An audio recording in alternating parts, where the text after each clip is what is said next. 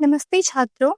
आज हम एनसीईआरटी अध्याय 2 क्या हमारे आसपास के पदार्थ शुद्ध हैं का अध्ययन करेंगे और यह व्याख्यान भाग 5 है और हम इसमें एनसीईआरटी अनुभाग 2.4 से 2.4.2 तक कवर करेंगे। तो आज के लेक्चर में हम इन अनुभागों के बारे में बात करेंगे। तो चलिए शुरुआत करते हैं। यह अस्वीकरण है। आइए आज के सीखने के उद्देश्यों को देखते हैं। तो आज इस पाठ को देखने के बाद, पढ़ने के बाद आप क्या सीखने में सक्षम होंगे, देखते हैं। शुद्ध पदार्थों के विभिन्न प्रकारों को आप समझ पाएंगे। इसमें तत्वों और यौगिकों का अन्वेषण शामिल है। जो शुद्ध पदार्थों की दो मुख्य श्रेणियां हैं। शुद्ध पदार्थ में दो मुख्य श्रेणियां आती हैं, तत्व और यौगिक। तो आज के पाठ में हम विस्तार में इन्हीं के बारे में चर्चा करेंगे और आप इस व्याख्यान में भाग लेने के बाद इनके बारे में समझ पाएंगे। तो आज हम जिन विषयों को कवर करने वाले हैं या चर्चा करने वाले हैं एनसीईआरटी के अनुसार, उनमें से सबसे पहले है अनुभाग 2.4, जिसमें हम शुद्ध पदार्थों के प्रकारों का अन्वेषण करने वाले हैं। यानी शुद्ध पदार्थ क्या होते हैं और शुद्ध पदार्थ के क्या प्रकार होते हैं, हम इनके बारे में जानेंगे अनुभाग 2.4 यानी 2.4 में। इसके बाद अनुभाग 2.4.1 में हम तत्वों पर ध्यान केंद्रित करेंगे। तत्व क्या होते हैं? तत्व शुद्ध पदार्थ हैं जो कि केवल एक ही प्रकार के परमाणु से मिलकर बने होते हैं और इसके बारे में और विस्तार से हम इस अनुभाग में चर्चा करेंगे। इसके बाद आता है अनुभाग 2.4.2 यानी यौगिक। इसमें हम यौगिकों के बारे में अध्ययन करेंगे। यानी यौगिक कौन से पदार्थ है? शुद्ध पदार्थ होते हैं जो तब बनते हैं जब दो या दो से अधिक तत्व रासायनिक रूप से निश्चित अनुपात में संयोग करते हैं, है ना। तो यौगिक के बारे में हम इस अनुभाग में चर्चा करेंगे और अंत में इस पाठ में अंत में हम सारांश यानी व्याख्यान के अंत में हम आज के सभी जो हम चीजें सीखेंगे उनको सारांश में दोहराएंगे। तो सबसे पहले हम शुद्ध पदार्थों के प्रकारों का अन्वेषण करने वाले हैं। यानी देखते हैं कि जो शुद्ध प्रकार जो होते हैं, शुद्ध प्रकार यानी शुद्ध पदार्थ, यानी शुद्ध पदार्थ वो पदार्थ होते हैं जो जिनमें कोई मिलावट नहीं है ना, जिनमें कोई अशुद्धता नहीं होती। एक ही तरीके के कणों से, एक ही तरीके के अणुओं से मिलके बने पदार्थों को शुद्ध पदार्थ कहा जाता है। अब शुद्ध पदार्थ कितने तरीके के होते हैं, कितने प्रकार के होते हैं, ये हम जानने वाले हैं। तो शुद्ध पदार्थों के वर्गीकरण को देखते हैं। शुद्ध पदार्थों को उनके रासायनिक संगठन के आधार पर हम दो मुख्य श्रेणियों में विभाजित कर सकते हैं, है ना।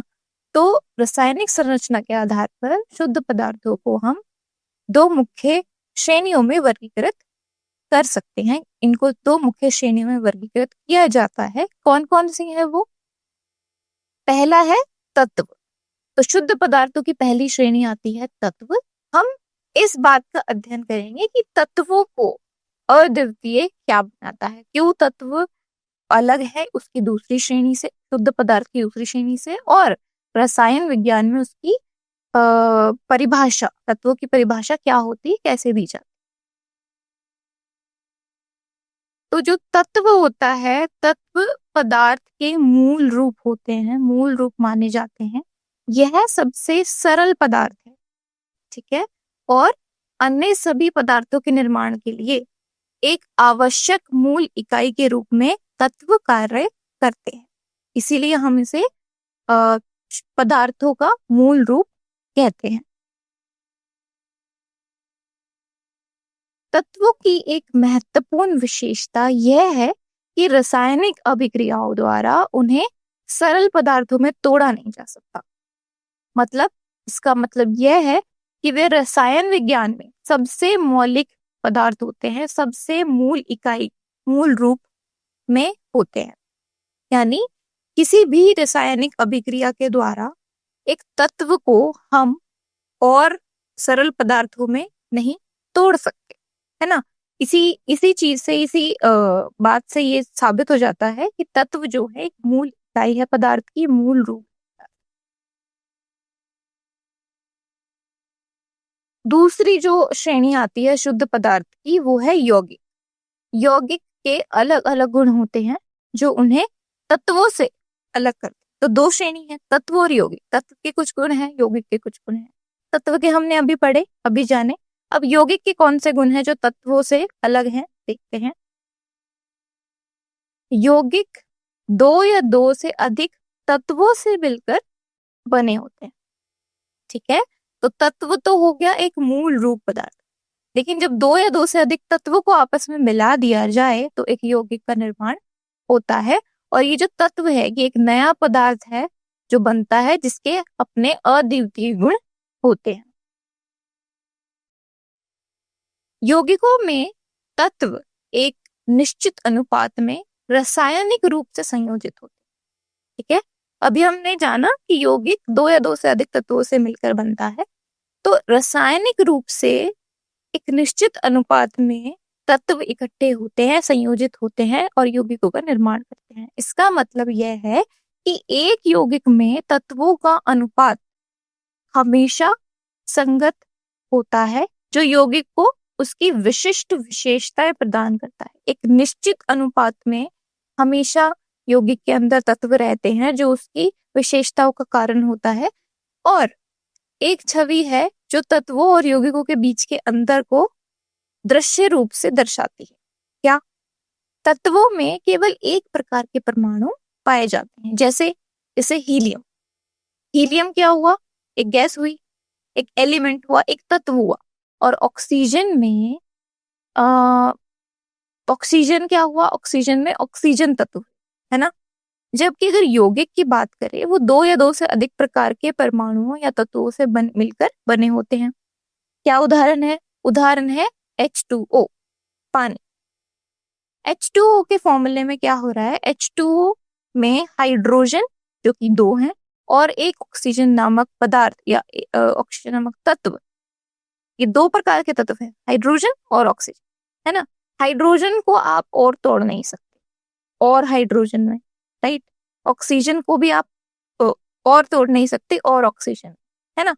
तो हाइड्रोजन और ऑक्सीजन दो भिन्न तत्व हैं, और इन दो तत्वों को मिलाकर एक निश्चित अनुपात में दो ही हाइड्रोजन लेने हैं, एक ही ऑक्सीजन लेना है, तब हमारा H2O अणु या H2O पानी हमें मिल जाएगा, ठीक है।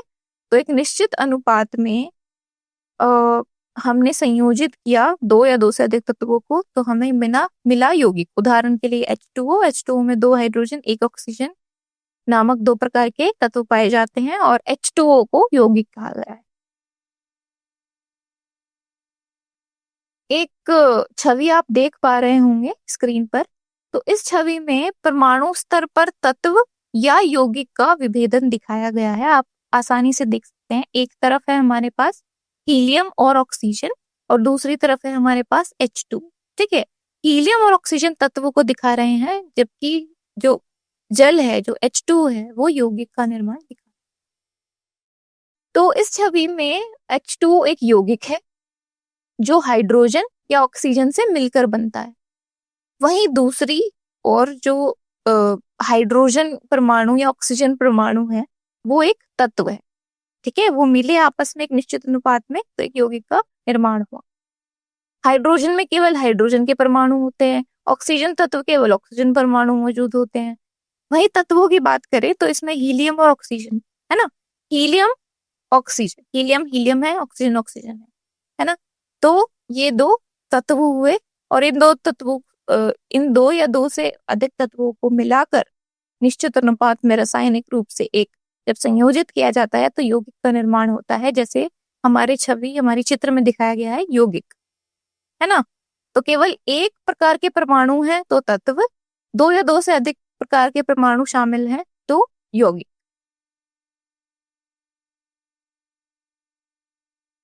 चलिए अब हम तत्वों के विषय से शुरू करते हैं, तत्वों को और विस्तार से जानते हैं। यह हमें ये समझने में मदद करेगा कि तत्व क्या है और वे कैसे वर्गीकृत हैं। जो तत्व शब्द है कहाँ से आया है? तत्व शब्द का पहली बार उपयोग रॉबर्ट बॉयल ने किया था और इसकी जो परिभाषा है वो एंटनी लॉरेंट लवोजियर ने दी थी। ये ऐतिहासिक व्यक्ति रसायन विज्ञान के विकास में महत्वपूर्ण भूमिका निभाए हुए हैं। ये दोनों ही जो प्राणी हैं जिनका हमने नाम लिया, रॉबर्ट बॉयल और एंटनी लॉरेंस लवोजियर, इन दोनों के द्वारा तत्व का शब्द का प्रयोग और उसकी परिभाषा दी गई थी। आंतवान लॉरेंस लवोजियर ने परिभाषित किया कि तत्व जो है वो पदार्थ का एक मौलिक रूप है जिसे किसी भी रासायनिक अभिक्रियाओं द्वारा सरल पदार्थों में नहीं तोड़ा जा सकता। इसका मतलब यह है कि जो तत्व होता है वो रसायन विज्ञान में सबसे सरल पदार्थ है, उससे आगे कोई सरल पदार्थ नहीं है, मतलब उसे और सरल पदार्थों में नहीं तोड़ा जा सकता, है ना। तो तत्व एक सबसे सरल पदार्थ है, सबसे मूल रूप है किसी भी पदार्थ का। यह जो परिभाषा है ये दी गई थी एंटनी लॉरेंट लवोजियर के माध्यम से और उन्होंने ही ये बताया था कि किसी भी रासायनिक अभिक्रिया द्वारा तत्वों को और सरल पदार्थों में नहीं हम तोड़ सकते। तत्वों को आमतौर पर 3 श्रेणियों में बांटा जाता है। 3 श्रेणियां हैं तत्वों को बताने के लिए। पहला है धातुएं, फिर है अधातुएं और तीसरा है उपधातुएं। यह वर्गीकरण जो हमने किया है तत्व का हमें उनके अलग अलग गुणों और उपयोगों को समझने में मदद करता है। तत्व कितने प्रकार के होते हैं, क्या उनकी विशेषताएं हैं, क्या उनके उपयोग हैं। तो ये जो वर्गीकृत है धातुएं, अधातुएं और उपधातुओं में तत्व का, तो ये हमें उनकी विशेषताएं और उपयोगों को समझने में मदद करेगा। तो चलिए सबसे पहले तत्व के पहले वर्गीकृत यानी सबसे पहले चीज को देखते हैं जो है धातु, है ना। तत्व को सबसे पहले वर्गीकृत किया गया धातुओं में। तो धातुओं की विशेषताओं के बारे में चर्चा करते हैं। धातुएं कुछ ऐसे गुण प्रदर्शित करती है जो उन्हें अधातुओं और उपधातुओं से अलग करते हैं, ठीक है। तो धातुएं आमतौर पर निम्नलिखित गुणों में से कुछ या सभी गुण प्रदर्शित करती हैं। क्या है वो गुण? सबसे पहली चीज है धातु जो होती है वो चमकदार होती है। तो धातुओं का एक गुण यह है कि उनमें एक चमक होती है, यानी वे चमकदार होते हैं, चमकते हैं। यही कारण है कि जो चांदी है या सोना है, इन जैसी धातुओं का अक्सर आभूषणों में उपयोग किया जाता है। वह अपनी चमक के लिए जाने जाते हैं, है ना। जो चांदी और सोना है क्या है? ये एक धातु है, ठीक है। तत्व के अंदर आते हैं, तत्व में ही वर्गीकृत किए गए हैं, लेकिन ये धातु होते हैं और ये चमकदार होते हैं और ये एक धातुओं की क्या है? गुण है। दूसरा अन्य गुण जो धातुओं में है वो है कि धातुओं का अक्सर चांदी जैसा धूसर या स्वर्ण पीला रंग होता है। यहाँ पे हम धातुओं के रंग की बात कर रहे हैं कि या तो उनका चांदी जैसा रंग या फिर सुनहरा पीला रंग पाया जाता है। और यह लोहा और सोना जैसी धातुओं में हम देख सकते हैं। लोहा जो होता है वो चांदी जैसा दिखाई पड़ता है और जो सोना है वो सुनहरे पीले रंग का दिखाई पड़ता है। तो यह एक सामान्य विशेषता है कि जो धातु हैं वो अक्सर या तो चांदी या फिर सुनहरा पीला रंग जैसे दिखाई देते हैं। अब धातुएं जो होती हैं वो ऊष्मा और विद्युत दोनों का संचालन करती हैं, ठीक है। तो धातुओं से हम ऊष्मा और विद्युत दोनों का संचालन करा सकते हैं। इसीलिए तांबा जैसे पदार्थों का उपयोग विद्युत तारों में किया जाता है ना। तो जो हमारे धातु हैं उनमें ऊष्मा और विद्युत दोनों का संचालक हो सकता है, सुचालक हो सकता है। इसीलिए तांबा जो कि एक धातु है, इन जैसे पदार्थों का उपयोग विद्युत तारों में, हमारी जो तारे होती हैं विद्युत की, जहां से विद्युत का संचालन होता है, उनमें तांबे का उपयोग किया जाता है। तो तांबा जो है एक धातु है, ठीक है। धातु की ये विशेषता है कि वो है ऊष्मा और विद्युत का संचालन करती है। अच्छा, तो धातु का एक और गुण दिया गया है, वह है कि यह तन्य होती है। क्या मतलब है इसका? इसका मतलब है कि जो धातुएं हैं उन्हें हम तारों में मतलब खींच सकते हैं, यानी उन्हें हम तारों में बदल सकते, तार बना सकते हैं किसी भी धातु के। और विद्युत केबल जो होते हैं वो उपयोग किए जाने वाले आ, आ, मतलब हर घर में आपको दिखेंगे कि विद्युत केबल पाए जाते हैं ना, तो उनके अंदर तांबे के तारों की मौजूदगी होती है। ठीक है, तो विद्युत केबलों में उपयोग किए जाने वाले तांबे के तारों के बारे में सोचें कि वो किसके बने हैं, तांबे के। ये तांबे क्या है? तांबा क्या है? एक धातु। तो यह एक तन्यता का एक उदाहरण है कि जो धातु होती है वह तन्य होती हैं, हम उन्हें खींच कर तार में बदल सकते हैं। अगला जो धातुओं का गुण है वह है कि वह आघात वर्धनीय होते हैं। ठीक है, धातुएं जो होती हैं वो आघात वर्धनीय होती हैं। इसका मतलब कि उन्हें हम पतली चादरों में, पतली पतली शीट, पतली पतली चादरों में हम पीट कर उनको बदल सकते। ठीक है, तो हम किसी भी धातु तत्व को पीट कर, क्या पीट कर पतली चादरों में बदल सकते हैं। उदाहरण के लिए एल्यूमिनियम फॉइल। एल्यूमिनियम फॉइल आप सब अपने घर पे इस्तेमाल करते होंगे। खाने को गर्म रखने के लिए हम एल्यूमिनियम फॉइल का इस्तेमाल करते हैं घरों में, घरों की रसोइयों में। तो जो एल्यूमिनियम फॉइल होता है एक बहुत ही पतली चादर होती है, किसकी? एल्यूमिनियम की। और एल्यूमिनियम क्या है? एक धातु है। तो कैसे बनता है वो? एल्यूमिनियम को पतली चादरों में पीटकर बनाया जाता है। एल्यूमिनियम धातु ली जाती है, उसको इतना पीटा जाता है कि वो उसके अंदर ये गुण है कि वो टूटेगा नहीं, वो पीटने से एक पतली चादर में बदल जाता है। और जिसका इस्तेमाल हम आमतौर पर एक एल्यूमिनियम फॉइल को ले सकते हैं कि एल्यूमिनियम फॉइल के रूप में करते हैं। एल्यूमिनियम एक धातु ही है। तो ये एक गुण है कि धातु जो होते हैं वो आघात वर्धनीय होते हैं। अच्छा, तो अगला है कि धातुएं जो हैं वो ध्वनिक भी होती हैं। क्या मतलब है ध्वनिक का? धातुएं ध्वनिक होती हैं, इसका मतलब है कि जब उन्हें हम मारें या उन्हें ऐसे मतलब उसे जब ऐसे टक टक टक टक करके, मतलब हम उसे मारें, किसको? धातुओं को, तो वे एक झंझनाहट वाली आवाज बनाती हैं। इसी को हम कह रहे हैं कि धातुएं जो होती हैं वो ध्वन्यात्मक होती हैं, ध्वनिक होती हैं। अब उदाहरण के लिए आप एक घंटी की आवाज की कल्पना करें। ठीक है, जो घंटी होती है या तो मंदिरों में आप पा सकते हैं, या फिर स्कूल में, हमारे जो विद्यालय हैं उसमें जो घंटी इस्तेमाल की जाती है, पुराने जमाने में होती थी, वो क्या होती थी? एक धातु की बनी होती थी। और उसको हम पीटते हैं, या फिर घंटी का भी इस्तेमाल करें तो घंटी में भी एक पीटने वाली चीज होती है जिसको हम मारें घंटी के घंटी के ऊपर, तो क्या होगा? एक आवाज निकलेगी, है ना। तो जो धातु है वो ध्वनिक गुण का परिमाण देते हैं, जैसे कि घंटी की आवाज, है ना, चाहे वो विद्यालय में हो चाहे वो मंदिरों में हो। तो जो धातु है जब हम उन्हें मारते हैं तो वह एक झंझनाहट वाली एक आवाज, एक ध्वनि उनसे निकलती है। इसीलिए हम कह रहे हैं कि जो धातुएं हैं वह ध्वनिक भी होती हैं। अच्छा, तो धातुओं के क्या उदाहरण है?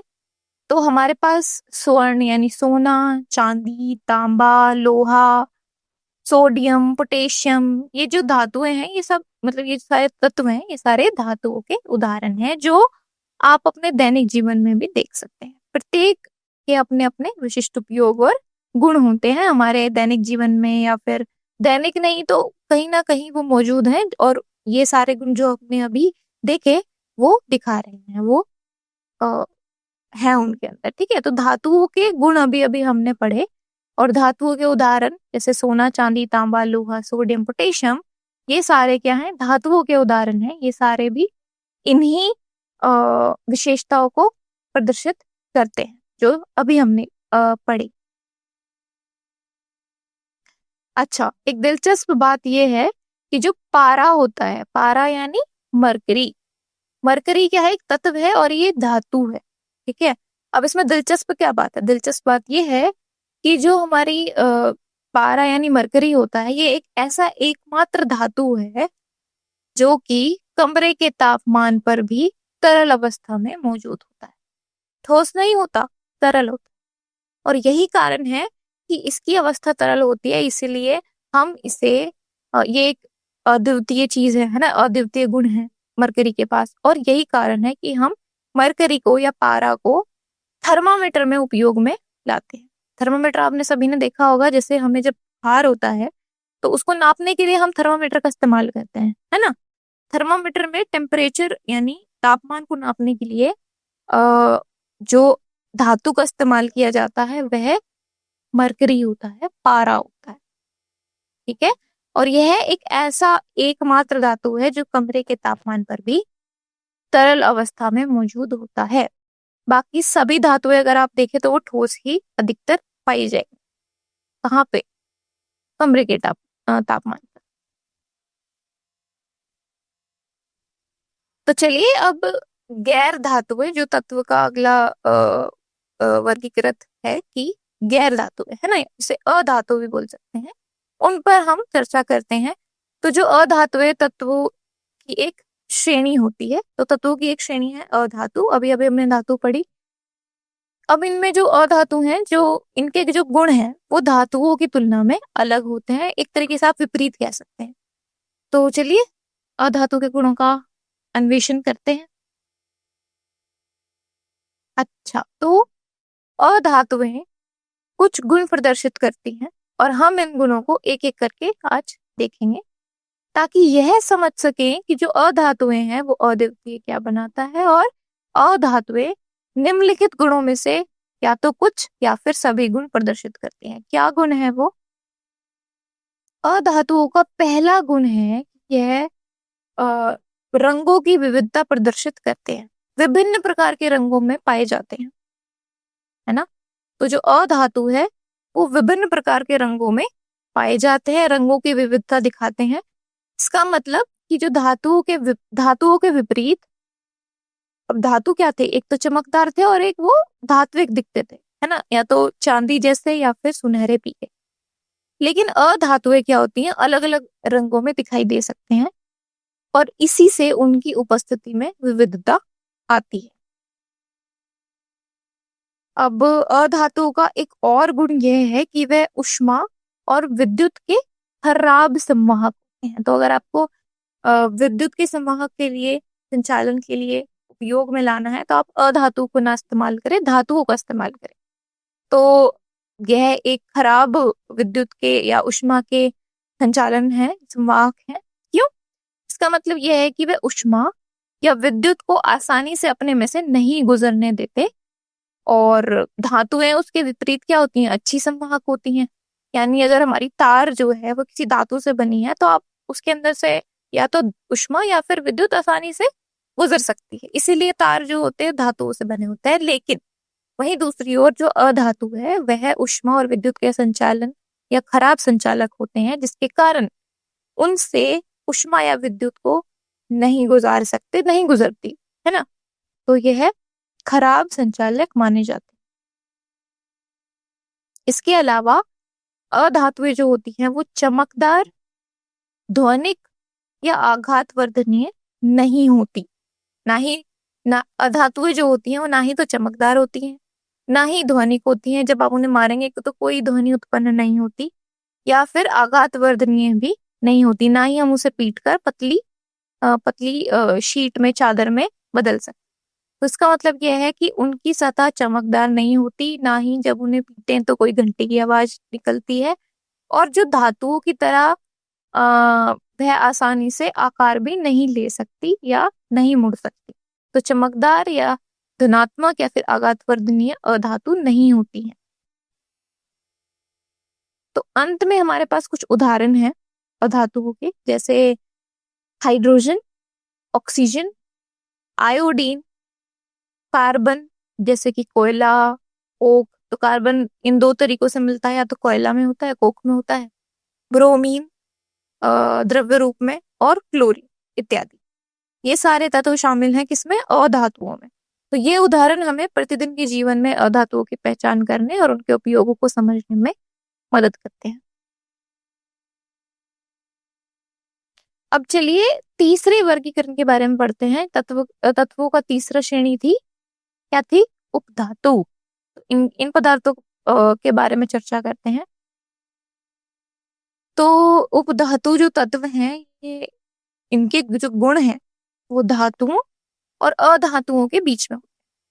तो कभी कभी ये धातु के गुण दिखाते हैं, कभी कभी अधातुओं के गुण दिखाते हैं, तो कहीं बीच में आते हैं उपधातु, जिनके पास धातु और अधातु दोनों के गुण होते हैं। इसका मतलब है कि वे दोनों श्रेणियों की विशेषता रखते हैं और इसी से वे अद्वितीय बन जाते हैं। उदाहरण के लिए क्या उदाहरण है उपधातु के? बोरोन, सिलिकॉन, जर्मेनियम, ये सारे उपधातु के उदाहरण हैं। अब आइए अंत में तीनों प्रकार के तत्वों की तीनों श्रेणी को हम एक बार विस्तार से देख लेते हैं। तो तत्वों की विभिन्न श्रेणियों के गुणों को करीब से देखते हैं तथा उनके उदाहरण को। तो सबसे पहले धातुएं आमतौर पर हमें पता है चमकदार होती हैं, चमक है ना, चमकीली होती है कह सकते हैं। आघातवर्धनीय होती हैं, यानी हम इन्हें पीटकर पतली पतली चादरों में बदल सकते हैं। तन्य होती हैं, हम इन्हें तारों में भी बदल सकते हैं। उष्मा और विद्युत के अच्छे सुचालक होते हैं, है ना, जैसे कि लोहा या फिर तांबा। वहीं दूसरी ओर हमने देखा अधातुएं। तो अधातुएं क्या थी? वो चमकदार नहीं होती, अक्सर भंगुर होती हैं, है ना, और खराब चालक होती हैं, उष्मा या विद्युत उनसे नहीं गुजर सकती। और इनका जो उदाहरण है वो है ऑक्सीजन और कार्बन। तीसरी आती है उपधातुएं। इनका उदाहरण जैसे कि बोरोन, सिलिकॉन, ये ऐसे गुण रखती हैं जो धातुओं और अधातुओं के बीच के मध्यवर्ती होते हैं, यानी ये दोनों ही गुण रखती हैं, धातुओं के भी अधातुओं के भी, इसीलिए ये बीच में आती हैं, धातु और अधातु। तो चलिए अब हम अपना ध्यान यौगिकों की तरफ केंद्रित करते हैं और इनके बारे में और अधिक जानते हैं।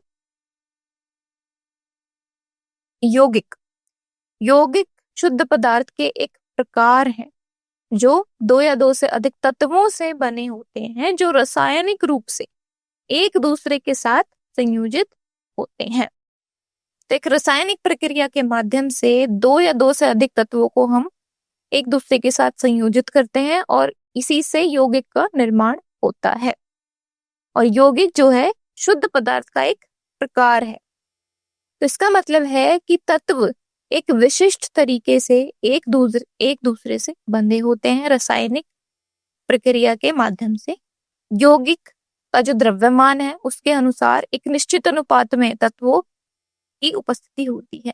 यौगिक द्रव्यमान के अनुसार एक निश्चित अनुपात में तत्वों से बना होता है, और जिसका मतलब यह है कि हमारे पास यौगिक की कितनी भी मात्रा क्यों ना हो, जो उसका द्रव्यमान है उसके अनुसार तत्वों का अनुपात हम हमेशा पता लगा सकते हैं और वह हमेशा समान होगा। ठीक है, तो हमारे यौगिक का द्रव्यमान चाहे कितना भी हो, ओके, तो हमारा जो यौगिक है उसकी मात्रा चाहे कितनी भी क्यों ना हो, लेकिन हम उसके द्रव्यमान के अनुसार तो उसके तत्वों को या उसके तत्वों का अनुपात हम पता कर सकते हैं और वह हमेशा समान होता है। तो आइए अब कुछ महत्वपूर्ण यौगिकों की विशेषताओं को देखते हैं। इसकी मुख्य विशेषताएं क्या हैं? एक महत्वपूर्ण विशेषता यह है कि किसी यौगिक के गुण उसके तत्वों के गुणों से पूरी तरह अलग होते हैं जिनसे वह बना होता है। समझ आया? तो एक यौगिक है हमारे पास जो कैसे बना? किसी रसायन अभिक्रिया में दो या दो से तत्व जुड़े और एक यौगिक बना। लेकिन जो यौगिक जो गुण दिखा रहा है वह उसके घटक तत्वों के गुणों से पूरी तरह भिन्न हो सकते हैं या पूरी तरह भिन्न होते हैं। उदाहरण के लिए पानी, अगर आप पानी देखें तो पानी एक तरल पदार्थ है जो आग को बुझा सकता है, जो इसके घटक तत्वों से काफी अलग है। कैसे? अब इसके घटक तत्व क्या है? हाइड्रोजन और ऑक्सीजन। हाइड्रोजन और ऑक्सीजन निश्चित अनुपात में मिलकर H2O बनाते हैं, पानी बनाते हैं। हाइड्रोजन और ऑक्सीजन तत्व जो पानी का निर्माण करते हैं, दोनों क्या है? ज्वलनशील गैसें हैं, यानी ऐसी गैसें जिनसे आग लग सकती। ठीक है, तो यह समझाता है कि यौगिक कैसे अद्वितीय गुणों के होते हैं, जो पूरी तरह से उन पदार्थों या तत्वों से अलग होते हैं जिनसे वह बने होते हैं। पानी के उदाहरण से हमने जस्ट अभी समझा है ना, अभी भी समझा कि जो जल है, जो पानी है, वो हाइड्रोजन और ऑक्सीजन से एक निश्चित अनुपात में जुड़कर बना है। राइट? तो जो जल है वो दो हाइड्रोजन और एक ऑक्सीजन के मिलने से H2O बनता है और उसी से हमें जल मिलता है। लेकिन जो जल है वो क्या करता है? वो आग को बुझाता है, आग को बुझाने का गुण है उसके पास। वहीं इसके तत्वों की बात करें, हाइड्रोजन और ऑक्सीजन, ये एक ज्वलनशील गैसें होती हैं, आग जलाती हैं। तो बिल्कुल ही एकदम आप कह सकते हैं विपरीत गुण है ना, तत्वों के और यौगिक के। तो इसीलिए जो यौगिक होता है उसके गुण उसके घटक तत्वों के गुणों से बिल्कुल ही भिन्न होते हैं। अब आइए यौगिकों के अलग होने के बारे में बात करते हैं। तो यौगिकों को केवल किसी रासायनिक या विद्युत रासायनिक अभिक्रियाओं के माध्यम से ही उनके तत्वों में अलग किया जा सकता है। भौतिक तरीकों से हम ऐसा नहीं कर सकते। इसका मतलब यह है कि जैसे जल है, ये एक यौगिक है, इसको हम हाइड्रोजन और ऑक्सीजन में तोड़ने के लिए एक रासायनिक अभिक्रिया करते हैं, जैसे कि विद्युत अपघटन। इसकी आवश्यकता होती है। इसके रासायनिक अभिक्रिया, जो हमारी रासायनिक अभिक्रिया है, उसकी आवश्यकता होती है जल को उसके तत्वों हाइड्रोजन और ऑक्सीजन में तोड़ने के लिए। और कौन सा तरीका है? फिल्टरिंग या फिर आसवन। ये सारी साधारण भौतिक प्रक्रिया के बजाय हम विद्युत उपघटन जैसी रासायनिक अभिक्रिया का इस्तेमाल करते हैं जल को उसके तत्व हाइड्रोजन और ऑक्सीजन में तोड़ने के लिए।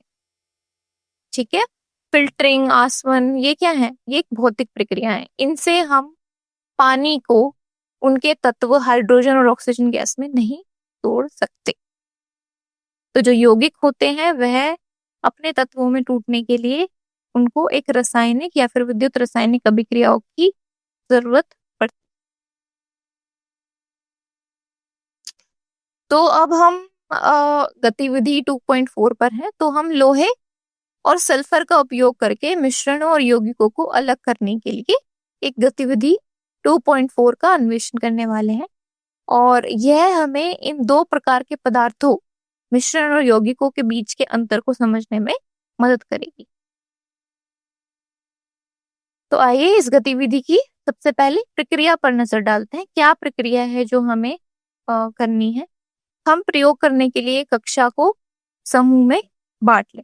ठीक है, तो इस गतिविधि के लिए हम अपनी कक्षा को समूहों में बांट लेंगे। तो कक्षा को दो समूहों में बांटा जाएगा, समूह 1 और समूह 2। प्रत्येक समूह प्रयोग का एक अलग हिस्सा करें, है ना। तो एक समूह एक प्रक्रिया करेगा और दूसरा समूह दूसरी प्रक्रिया करेगा। अच्छा, तो दोनों समूहों को हमने क्या किया? 5 ग्राम लोहे के बुरादे और 3 ग्राम सल्फर का पाउडर दे दिया। ठीक है, तो दोनों समूहों को 5 ग्राम लोहे का बुरादा मिला और 3 ग्राम सल्फर का पाउडर मिला। ये वो सामग्री है जिनका उपयोग हम मिश्रण और यौगिकों के बीच के अंतर को देखने के लिए करेंगे। अब पहले ग्रुप ए के बारे में, यानी ग्रुप 1 के बारे में बात करते हैं। यहाँ जो है लोहे के बुरादे और सल्फर पाउडर को मिलाने और कूटने पीटने का काम बिना किसी गर्मी, बिना किसी तापमान को बढ़ाए किया गया। इससे हमें एक साधारण सा मिश्रण के गुणों को देखने में मिला, जिससे हमें उसके गुणों को देखने में मदद मिली, है ना। तो जो समूह 1 है, जिसे हमने 5 ग्राम लोहे का बुरादा और 3 ग्राम सल्फर पाउडर दिया था, उसने क्या किया? उस दोनों चीजों को मिला दिया और उसको पीटा। अब क्या हुआ? लोहे के बुरादे और सल्फर पाउडर को मिलाने और कूटने के काम बिना किसी गर्मी के किया गया। ठीक है, कोई टेम्परेचर नहीं बढ़ाया, कोई तापमान नहीं बढ़ाया, और हमने उसे ऐसे ही मिला दिया और कूटा। इससे हमें एक साधारण मिश्रण के गुणों को देखने में मदद मिलेगी, है ना। अब अगर समूह 2 की बात करें तो समूह 2 में हमने इनको भी 5 ग्राम लोहे का बुरादा और 3 ग्राम सल्फर पाउडर दिया था। अब हम लोहे के बुरादे और सल्फर पाउडर को भी मिलाकर पीसेंगे। समूह 2 में क्या हो रहा है, लोहे के बुरादे और सल्फर पाउडर को मिलाया जा रहा है और उसे पीसा जा रहा है। हालांकि जो समूह 2 की प्रक्रिया है उनमें अतिरिक्त चरण शामिल होंगे। क्या? जो समूह 2 है वो मिश्रण को तब तक प्रबल रूप से गर्म करेगा, उसका तापमान बढ़ाएगा जब तक कि वह लाल तप्त ना हो जाए। और यह चरण एक यौगिक के निर्माण के अवलोकन के लिए बहुत महत्वपूर्ण है, क्योंकि यौगिक का निर्माण एक रासायनिक अभिक्रिया से ही होता है। तो हमने समूह 1 समूह 2 दोनों को लोहे का बुरादा और सल्फर पाउडर दिया। समूह 1 को लोहे के बुरादे और सल्फर पाउडर को मिलाने के लिए कहा। उन्होंने उस पाउडर को मिलाया और पीसा बिना किसी तापमान को बढ़ाए। वहीं दूसरी ओर समूह 2 ने लोहे के बुरादे और सल्फर पाउडर को मिलाया और पीसा, लेकिन साथ ही साथ जो मिश्रण है उसको लाल गर्म होने तक गर्म करते रहे, है ना, उसका तापमान बढ़ाते रहे। और ये जो चरण है तापमान बढ़ाने का, यह एक यौगिक के निर्माण के लिए बहुत ही महत्वपूर्ण है और उसके अवलोकन के लिए। गर्म करने के बाद जो ग्रुप 2 का मिश्रण है उसको हमने ज्वाला से हटा दिया, तो हम ज्वाला से हटा देंगे और उसे ठंडा होने के लिए रख देंगे। अब यह ठंडा होने की प्रक्रिया अंतिम अवलोकन के लिए महत्वपूर्ण होगी। तो चलिए इसी में ही आगे देखते हैं। अब इस गतिविधि के लिए जो हम प्रक्रिया देख रहे थे उसी में अगले चरणों पर बात करते हैं। हम मिश्रण और यौगिकों के बीच के अंतरों को देखने के लिए कई चरण को करेंगे। तो अब हमारे पास समूह 1 और समूह 2 है ना। तो अगला कार्य क्या हुआ हमारा? अगला कार्य ये किया, समूह 1 और समूह 2 दोनों चुंबकत्व की जांच करनी है अब हमें, है ना, कि जो हमारे पास मिश्रण आया या जो हमारे पास बन गया समूह 1 समूह 2 दोनों में, उसका हमें चुंबकत्व जांचना है। चुंबक को सामग्री के पास लाकर हम यह देख सकते हैं कि क्या ये आकर्षित होती है या नहीं। इससे हमें उपयोग में लाई गई सामग्री के चुंबकीय गुणों को समझने में मदद मिलेगी। तो अगले चरण में हम प्राप्त सामग्री के बनावट और रंग की तुलना करेंगे, है ना, कैसी उसकी बनावट है मिलने के बाद, कैसा उसका रंग है, इनकी तुलना करेंगे। और इन भौतिक गुणों का अवलोकन हमें पदार्थों की प्रकृति के बारे में संकेत दे सकता है। इस चरण में हम पदार्थ के एक हिस्से में कार्बन डाइसल्फाइड मिलाते हैं। ठीक है, तो हमने क्या किया, सामग्री जो थी हमारी उसके एक हिस्से में, इसके एक भाग में कार्बन डाइसल्फाइड मिला दिया। अब उसे अच्छी तरह से मिलाया और फिर उसे फिल्टर कर लिया, यानी छान लिया। यह प्रक्रिया हमें यह देखने में मदद करेगी कि पदार्थ कार्बन डाइसल्फाइड के साथ कैसे प्रक्रिया करता है। अब इस भाग में हम सामग्री के दूसरे भाग में तनु सल्फ्यूरिक एसिड या फिर तनु हाइड्रोक्लोरिक अम्ल मिलाने की प्रक्रिया करेंगे। तो हमने उसे 2 भाग में बांट लिया था सामग्री को। पहले भाग में हमने कार्बन डाइसल्फाइड मिलाया और फिर उसे छान लिया। दूसरे भाग में, सामग्री के दूसरे भाग में हमने तनु सल्फ्यूरिक अम्ल या फिर तनु हाइड्रोक्लोरिक अम्ल मिलाया। सुरक्षा कारणों के लिए यह बहुत जरूरी है कि इस कार्य को शिक्षक के पर्यवेक्षण में करना आवश्यक है। क्यों? क्योंकि ये एक अम्ल है ना, तनु सल्फ्यूरिक अम्ल, तनु हाइड्रोक्लोरिक अम्ल, और अम्ल के मामले में हमें सावधान रहना पड़ता है क्योंकि यह हानिकारक हो सकते हैं। अंत में हम लोहे और सल्फर के साथ अलग अलग चरणों को दोहराएंगे और यह दोहराव हमें व्यक्तिगत तत्वों के व्यवहार की मिश्रण या यौगिक के साथ तुलना करने की अनुमति देगा। हम बता पाएंगे कि मिश्रण या यौगिक क्या है और उनको अलग भी कर पाएंगे। तो चलिए गतिविधि 2.4 को जारी रखते हैं। अब इस गतिविधि के दौरान हम जो अवलोकन कर सकते हैं उन पर ध्यान केंद्रित करते हैं। हम यह देखेंगे कि सामग्री के गुण कैसे बदलते हैं इतने सारे प्रक्रिया के बाद, या वैसे ही बने रहते हैं। तो हम समूह 1 का निरीक्षण कर रहे हैं। सबसे पहले समूह 1 में लोहा और सल्फर का मिश्रण मिला है और हम इस मिश्रण के गुणों का अवलोकन करेंगे। यहाँ हम देखते हैं कि जो मिश्रण है उसमें लोहा और सल्फर पदार्थ दोनों के अलग अलग गुण प्रदर्शित होते हैं। तो जो समूह 1 के पास मिश्रण है, जो सामग्री है लोहे और सल्फर के अलग अलग गुण प्रदर्शित करती है, वह सामग्री वह मिश्रण। यानी प्रत्येक घटक अपनी व्यक्तिगत विशेषताओं को बनाए रखता है मिश्रण यानी मिश्र होने के बाद भी। हम देख सकते हैं कि जो पदार्थ है वह चुंबक द्वारा आकर्षित होता है। जब हमने उसके चुंबकीय गुण को जांचना चाहा, मापना चाहा, तो हमने ये देखा कि जो समूह 1 के पास मिश्रण है वह चुंबक द्वारा आकर्षित होता है। ऐसा क्यों हुआ? ऐसा इसलिए हुआ क्योंकि इसके अंदर लोहे की उपस्थिति थी। जो चुंबकीय होता है, लोहा तो चुंबकीय होता है, वह चुंबक से आकर्षण दिखाता है। तो यह एक महत्वपूर्ण गुण है जो हमें मिश्रण में लोहे की पहचान करने में मदद करता है कि उसके अंदर लोहा मौजूद है। मिश्रण का बनावट और रंग केवल लोहा और सल्फर का संयोजन है। इससे यह संकेत मिलता है कि घटक केवल भौतिक रूप से मिले हुए हैं लेकिन रासायनिक रूप से संयुक्त नहीं है।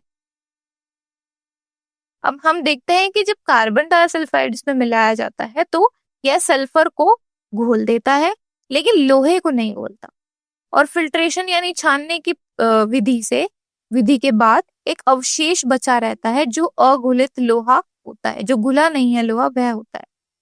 तो यह प्रदर्शित करता है कि मिश्रणों को भौतिक साधनों द्वारा कैसे अलग किया जा सकता है। एक मिश्रण है उसे हम एक भौतिक परिवर्तन के माध्यम से अलग अलग कर सकते हैं उसके तत्वों में। इसी पर चर्चा जारी रखते हैं। अब अवलोकन में ही हम आगे बढ़ते हैं और ये देखते हैं कि सामग्री के गुण कैसे बदलते हैं या वैसे ही बने रहते हैं।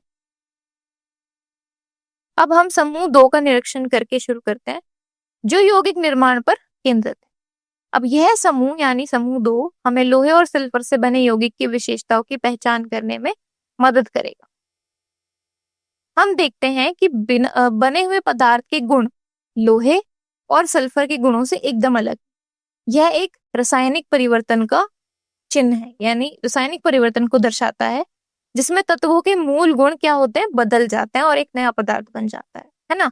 तो समूह 2 से जो सामग्री मिली उसके जो गुण है वो एकदम अलग है। वो है उसके मूल पदार्थ लोहे और सल्फर के गुणों को नहीं दर्शा रहा है और यह एक रासायनिक परिवर्तन का उदाहरण है या रासायनिक परिवर्तन को इंगित करता है। हम देखते हैं कि जो पदार्थ है वह चुंबक से भी आकर्षित नहीं होता है और यह एक महत्वपूर्ण अवलोकन है क्योंकि लोहा, सामग्री में क्या था, लोहा अपने शुद्ध रूप में चुंबकीय होता है, चुंबक से आकर्षण दिखाता है। चुंबकत्व की कमी सामग्री में इससे यह संकेत मिलता है कि एक नया यौगिक बन गया है जिसका जो गुण है वो अपने मूल पदार्थों लोहे और सल्फर के गुणों से एकदम भिन्न है। मूल मिश्रण की तुलना में सामग्री का बनावट और रंग बदल गया है। भौतिक गुणों में यह परिवर्तन एक नए यौगिक के निर्माण के ओर भी समर्थन कर रहा है। हम यह भी देखते हैं कि जो कार्बन डाइसल्फाइड है पदार्थ को घोल नहीं पाता है और यह महत्वपूर्ण है। क्यों? क्योंकि सल्फर जब अलग होता है तो कार्बन डाइसल्फाइड में घुल जाता है, जो ये दर्शाता है कि एक नया पदार्थ जिसके पास अलग घुलनशीलता गुण है वह बन चुका है, बनाया गया है ना। तो अब आइए लोहे और सल्फर को अलग अलग मान लेते हैं। ठीक है कि लोहा और सल्फर हमारा अलग अलग है। अब यह हमें यह समझने में मदद करेगा कि वे एक यौगिक बनाने से पहले अपनी व्यक्तिगत गुण क्या रखते थे, उनके व्यक्तिगत गुण क्या थे। तो जो लोहा था वो क्या होता है, एक चुंबकीय पदार्थ है, चुंबक की तरफ आकर्षण दिखाता है, जिसका मतलब है कि इसे चुंबक द्वारा आकर्षित किया जा सकता है। मिश्रणों और यौगिकों के बीच अंतर करते समय यह याद रखने के लिए एक महत्वपूर्ण गुण है कि मिश्रण जो होगा उसमें अगर लोहा है तो वह चुंबकीय होगा, चुंबक की तरफ आकर्षित होगा, लेकिन अगर वह एक यौगिक है तो वह मिश्रण तो वह चुंबक की तरफ आकर्षण नहीं दिखाएगा।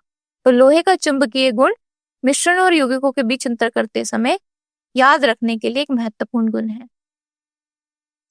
सल्फर जो होता है वो अचुंबकीय होता है, जिसका मतलब है कि इसे चुंबक द्वारा आकर्षित नहीं किया जा सकता और यह कार्बन डाइसल्फाइड में घुल जाता है। कौन? सल्फर। तो इन दो अलग अलग जो हमारी लोहे और सल्फर की गुण है, इनके माध्यम से, इनके मदद से हम यौगिकों और मिश्रण में भेद कर सकते हैं।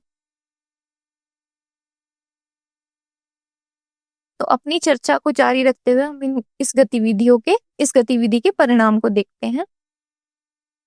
समूह 1 में हमारे पास लोहे और सल्फर का एक भौतिक मिश्रण है। यहाँ लोहे और सल्फर की व्यक्तिगत गुण बने रहते हैं। इसका मतलब यह है कि लोहे को अभी भी चुंबक द्वारा आकर्षित किया जा सकता है और सल्फर पीला और पाउडरी बना रहता है और डाइसल्फाइड में भी घुल जाता है। समूह 2 में हम लोहा सल्फाइड नामक एक यौगिक के निर्माण को देखते हैं। एक नया यौगिक बना है जिसका नाम है लोहा सल्फाइड या फिर आयरन सल्फाइड। यह एक यौगिक है जिसका निर्माण समूह 2 में हुआ है। इस यौगिक में मूल तत्वों से भिन्न नई गुण है और विशेष रूप से यह चुंबकीय आकर्षण नहीं दिखाता है, जैसा कि मिश्रण में लोहा दिखाता है जो समूह 1 के पास। तो यौगिकों के अपने घटक तत्वों से अलग अलग गुण होते हैं और यह मिश्रणों के विपरीत है जहां घटकों के मूल गुण बने रहते हैं। यह गतिविधि जो हमने अभी की, ये दर्शाती है कि रासायनिक संयोजन के माध्यम से यौगिक कैसे बनते हैं। यह हमें गुणों और व्यवहार में होने वाले परिवर्तनों का अवलोकन करके यौगिकों को मिश्रणों से अलग करने में मदद करती है। कैसे यौगिक और मिश्रण अलग अलग हैं, ये हमने अभी अभी समझा इस गतिविधि 2.4 के माध्यम से। तो अब हम मिश्रण और यौगिकों के बीच के अंतरों का अन्वेषण करने वाले हैं। क्या मिश्रण और यौगिकों के गुण हैं उनके माध्यम से। तो एक सारणी के माध्यम से हम ये समझते हैं। सारणी 2.2 जो है मिश्रण और यौगिक, उनके गुणधर्म और उनके बीच का अंतर। अब इस तालिका में हम मिश्रणों और यौगिकों के बीच एक विस्तृत तुलना देख सकते हैं। उदाहरण के लिए मिश्रणों में एक चर संगठन होता है क्योंकि उनके घटकों को केवल एक साथ मिलाया जाता है, जबकि यौगिकों में तत्वों के प्रतिक्रिया करके नए पदार्थ बनाने के कारण एक निश्चित संगठन होता है ना।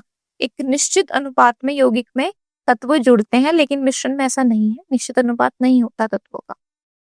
मिश्रण अपने घटकों के गुण बनाए रखते हैं, जबकि यौगिक में एक नया ही पदार्थ बन जाता है जिसके गुण पूरी तरीके से नए होते हैं।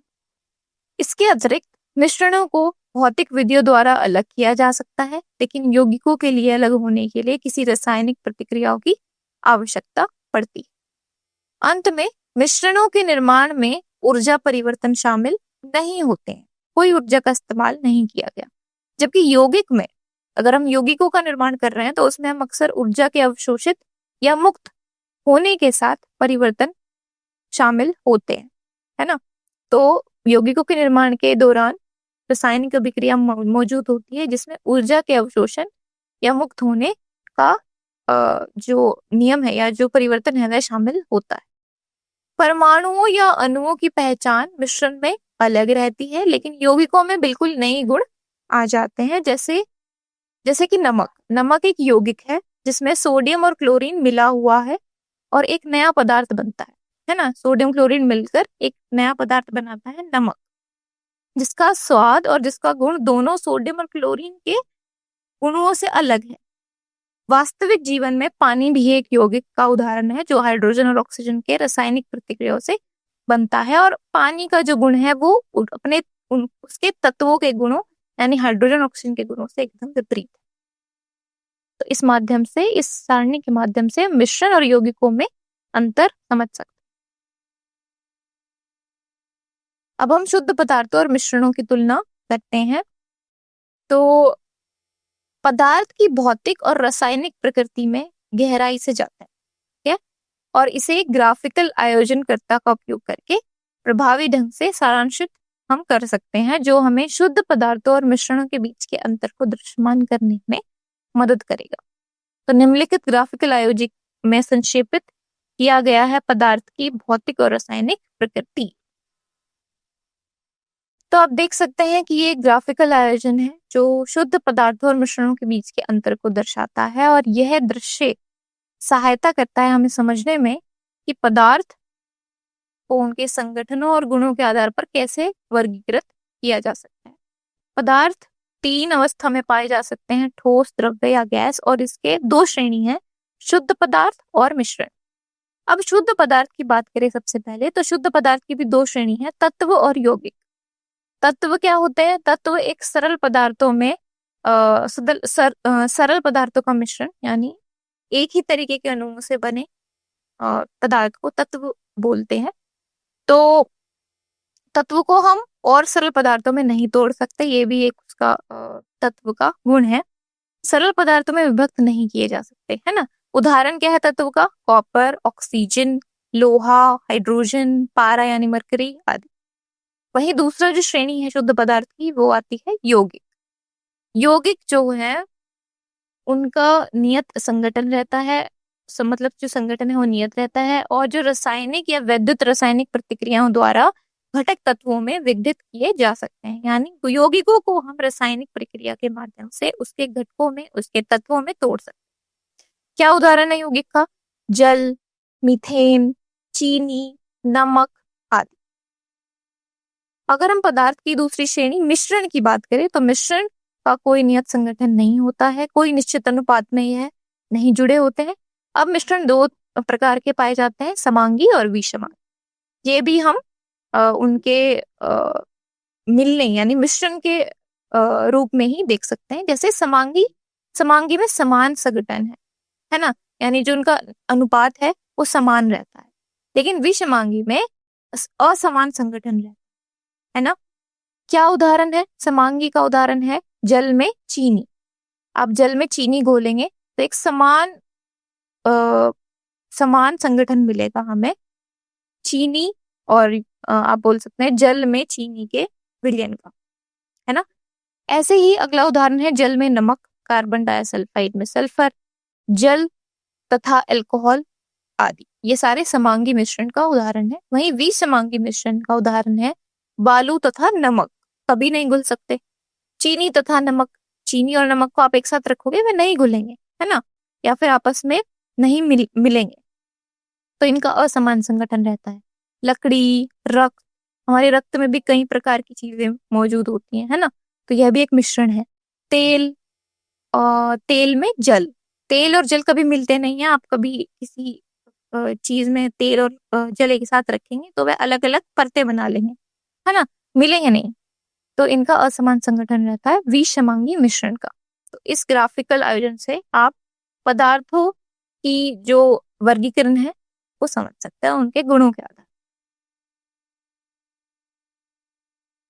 तो चलिए इस पाठ को समाप्त करते हैं और इस बात पर विचार करके कि हमें पदार्थ की शुद्धता के बारे में कौन कौन से मुख्य बिंदु याद रखने की आवश्यकता है। तो सारांश देखते हैं हम आज के पाठ का। सबसे पहले हम बात करते हैं तत्व। तो तत्वों को पदार्थ के मूल रूप के रूप में वर्णित किया जाता है। इसका मतलब है कि ये सबसे सरल पदार्थ है जिन्हें किसी भी सरल पदार्थ में या और किसी सरल पदार्थ में नहीं तोड़ा जा सकता। इसीलिए तत्वों को सरल पदार्थों में हम नहीं तोड़ सकते हैं। क्यों? क्योंकि एक मूल रूप है, मूल इकाई है किसी भी पदार्थ। यह तत्वों का एक मौलिक गुण है जो उन्हें सभी पदार्थों के निर्माण खंड बनाता है। सभी जो पदार्थ हैं वो एक तत्वों से बने होते हैं, भिन्न भिन्न तत्व। तत्वों को 3 श्रेणियों में बांटा गया है, धातुएं, अधातुएं और उपधातुएं। इनमें से प्रत्येक श्रेणी में अलग अलग गुण होते हैं। जिनका हम आगे पता लगाएंगे और जिन्हें हमने पढ़ा भी है ना। धातुएं के अलग गुण हैं, अधातुओं के अलग गुण हैं और उपधातुओं के अलग गुण हैं। फिर हमने बात की यौगिक की। क्या होते हैं यौगिक? तो यौगिक तब बनते हैं जब दो या दो से अधिक तत्व रासायनिक रूप से एक निश्चित अनुपात में जुड़ जाते हैं। इसका मतलब यह है कि यौगिकों के जो गुण हैं वह अपने तत्वों से अलग होते हैं जिनसे वे बने हों।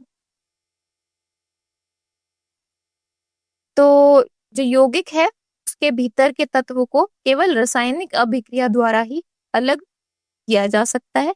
यानी यौगिक क्या होते हैं? एक या एक, दो या दो से अधिक तत्वों से मिलकर बनते हैं। तो अगर उनके तत्वों को अलग करना है तो हम किसी रासायनिक अभिक्रिया का इस्तेमाल कर सकते हैं। किसी रासायनिक अभिक्रिया द्वारा ही उन्हें अलग किया जा सकता है। ऐसा इसलिए है क्योंकि तत्व रासायनिक रूप से एक दूसरे से जुड़े होते हैं, बंधे होते हैं, संयोजित होते हैं। इसके विपरीत जो मिश्रण है, मिश्रण में घटकों को भौतिक रूप से अलग किया जा सकता है। और यह तालिका हमें धातुएं, अधातुएं और उपधातुओं में के गुणधर्म और उदाहरण को बताती है। जैसे कि धातुएं आमतौर पर चमकदार होती हैं, ऊष्मा और विद्युत की अच्छी चालक होती हैं, जबकि अधातुएं बिल्कुल चमकदार नहीं होती, इसके विपरीत होती हैं। और उपधातुओं के गुण जो होते हैं वो धातुएं और अधातुओं के बीच मध्यवर्ती होते हैं। उदाहरण के लिए धातु लोहा, तांबा। अधातुओं में आता है ऑक्सीजन, हाइड्रोजन, कार्बन। और उपधातुएं हैं जैसे कि बोरॉन, सिलिकॉन, जर्मेनियम। तो आज के पाठ में इतना ही। धन्यवाद।